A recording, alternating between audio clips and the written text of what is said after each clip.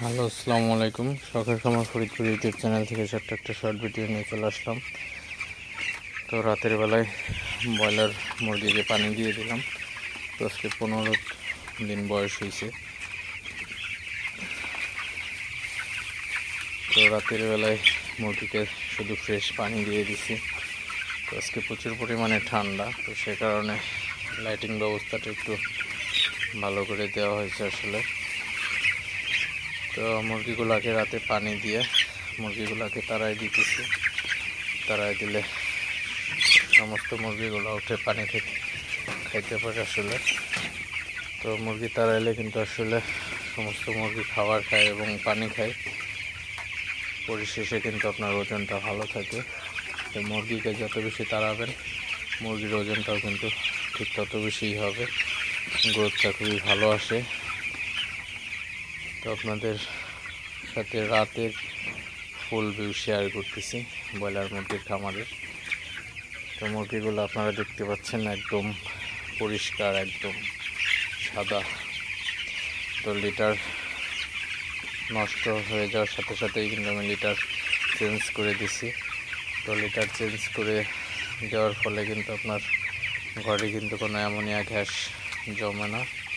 তো ঘরে ammonia gas হলে কিন্তু আপনার মুরগির ঠান্ডা লাগে, ঠান্ডা লাগলেই কিন্তু মুরগির অবস্থা খারাপ হয়ে যায়।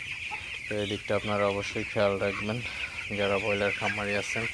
তো অবশ্যই আপনারা এই জিনিসগুলো একটু খেয়াল করবেন, সতর্ক থাকবেন। তো একটি মাত্র ভুলের জন্য কিন্তু অনেক বড় ক্ষতি হয়ে যেতে পারে। তো এদিকে অবশ্যই আপনারা বেশি বেশি নজর রাখবেন। মুরগির যত বেশি যত্ন নেবেন মুরগিগুলোও কিন্তু তত বেশি ভালো রেজাল্ট দেবে, অন্যথায় কিন্তু আপনাদের লসের সম্মুখীন হতে পারে। তো তাই একটু কষ্ট করে যারা খামার করেন একটু বেশি কষ্ট করেন, তো কষ্টের ফল অবশ্যই ভালো হয়। তো এটা কিন্তু সবাই ভালো করে জানেন। তো আপনারা যারা খামারি আছেন, যারা ব্রয়লার খামারি আছেন, এরা আসলে একটু ভালোভাবে ব্রয়লার মুরগির পরিচর্যা করলে কিন্তু দিন শেষে কিন্তু ভালো একটা রেজাল্ট পাওয়া যায়। তো যারা আমরা খামারি আছি সবাই খামারে ভালোভাবে মুরগির পরিচর্যা করব, তাহলেই কিন্তু ভালো একটা রেজাল্ট পাবো। তো জাস্ট এটুকুই আজকের কথা ছিল। তো ভিডিওটি আর বেশি বড় করবো না। সবাই ভালো থাকবেন, সুস্থ থাকবেন, বেশি বেশি ব্রয়লার মুরগির যত্ন নেবেন।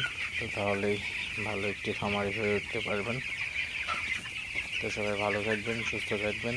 শখের খামার ফরিদপুর ইউটিউব চ্যানেলটি অবশ্যই সাবস্ক্রাইব করবেন, লাইক করবেন, কমেন্ট করবেন এবং শেয়ার করে অন্য ভাইদের দেখার সুযোগ করে দিবেন।